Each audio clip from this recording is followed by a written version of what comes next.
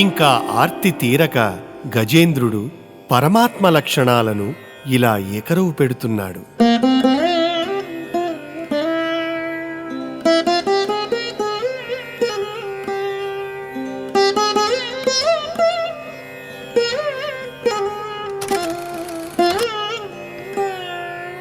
శాంతునకు అపవర్గ సౌఖ్య సంవేదికి నిర్వాణ భర్తకు నిర్విశేషునకు ఘోరునకు గూఢునకు గుణధర్మికి సౌమ్యునకు అధిక విజ్ఞానమయునకు అఖిలేంద్రియ ద్రష్టకు అధ్యక్షునకు బహుక్షేత్రజ్ఞునకు దయా సింధుమతికి మూల ప్రకృతికాత్మమూలునకు జితేంద్రియ జ్ఞాపకునకు దుఃఖాంతకృతికి నెరిన సత్యమనెడి నీడతో వెలుగుచునుండు నెక్కటికి మహోత్తమునకు నిఖిల కారణునకు నిష్కారణునకు నమస్కరింతు నన్ను మనుచు కొరకు ఆ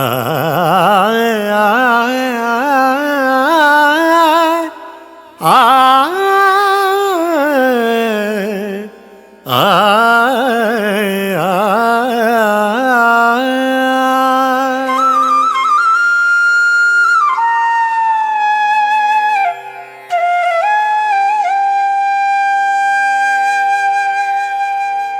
స్వామి, నీవు శాంతుడవు అంటే ఎట్టి పరిస్థితులలో ఎట్టి ఉద్వేగాలకు లోను కానివాడవి.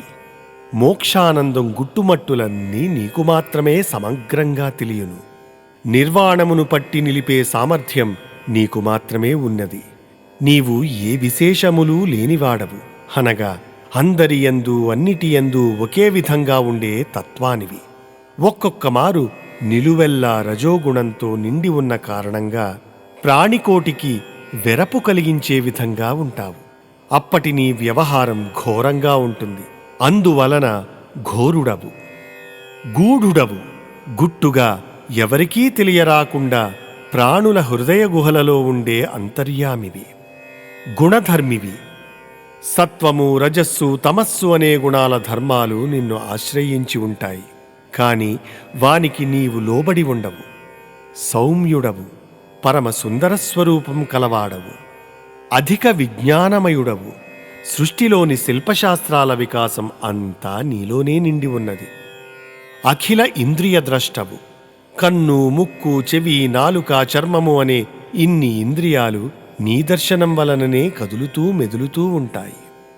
అధ్యక్షుడవు. సృష్టిలోని క్షేత్రాలనబడే సర్వ శరీరాలలోనూ ఉండి వాని తత్వాలను తెలిసి ప్రవర్తించేవాడవు. దయా సింధుమతివి. సర్వ ప్రాణికోటియందు ప్రవర్తించే దయా అనే సముద్రం నీ బుద్ధిలో కదలాడుతూ ఉంటుంది. మూల ప్రకృతివి. ఆకాశం మొదలైన 5 భూతాలు ఎందులో నుండి వెలువడినవో అది ఏ నీ మూలతత్వం. ఆత్మమూలుడవు.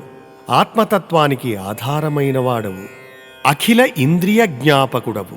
ఇంద్రియాలన్నీ ఓహో మేము చేయవలసిన పనులు ఇవి కాబోలు అని నీ వలననే గుర్తిస్తాయి.